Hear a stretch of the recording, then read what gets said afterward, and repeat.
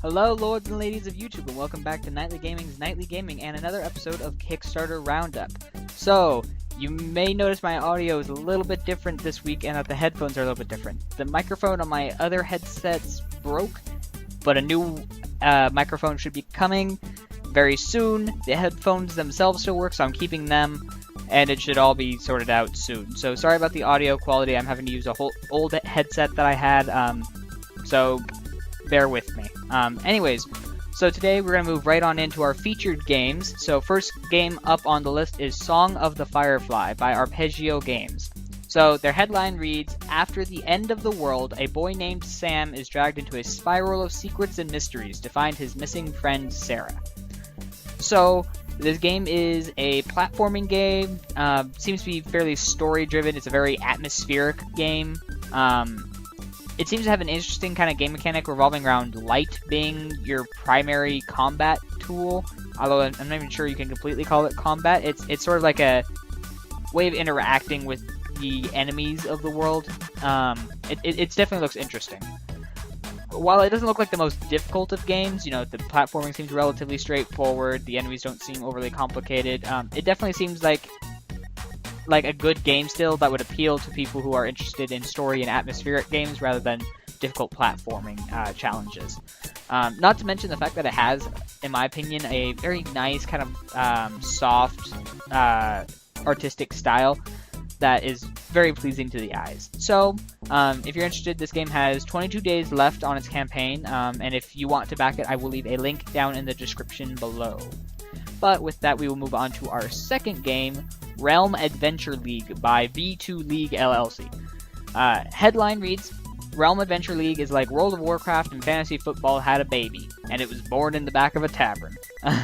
So that kind of says it all. This game has a persistent AI-driven virtual world that's functioning all on its own. The characters are doing their own thing, developing in their own way. And basically what you do is you draft a fantasy raid team. So, you know, a healer, a tank, DPS, etc., etc. And your goal is to get the most points, the way you get out of like a fantasy sports team. So, you know, your tank takes so much aggro, you get so much points, things like that. So, you get different point values for different things, and your goal is to try to get the most points from the team. So while you don't directly control the game, what you do is you can like send items to benefit, you know, potions to your champions in order to get them to do a better job, and you know, kind of Hunger Games style where you're supporting your champions. Or you can also send, you know, curses or sabotage or whatever the other team, so your guys do better in comparison. Overall, it's an interesting idea with some good potential. It has a potentially interesting story as well to go along with it. There is, you know, blood crystals, world thrown into chaos, two opposing factions, all that kind of good stuff. So there could be some interesting story and lore mixed in as well. So if you're interested, this game has a whopping 42 days left on their campaign. But if you are interested, I will leave a link down in the description if you want to back them. Moving on to our third game is War of Rights by Campfire Games. So their headline reads, "War of Rights is a multiplayer game set during the perilous days of the American Civil War in the Maryland campaign of September 1862. So what this game is it's a realistic, historically accurate Civil War shooting game. So that includes slow reload times, guns misfiring and wearing down on the battlefield, actual landscapes and battlefields from the actual campaign, where they actually, as closely as possible, recreate the battlefields, including individual buildings, as realistically as they can. While it's definitely not a fast-paced shooter from what I can see, so if you're interested in, you know, Call of Duty and Battlefield, this game is not it. It still looks like it could be a lot of fun, especially if you're interested in the Civil War era, or really historically accurate games. If you want a shooter that is really historically accurate, this is probably going to be it. It's also good if you've just been looking for a game that's a shooter that's different than what we've been playing. You could even use it as a learning tool for, you know, kids that are learning about the Civil War, or if you're just interested in learning more about the Civil War and landmarks, this could also help you learn some of those things.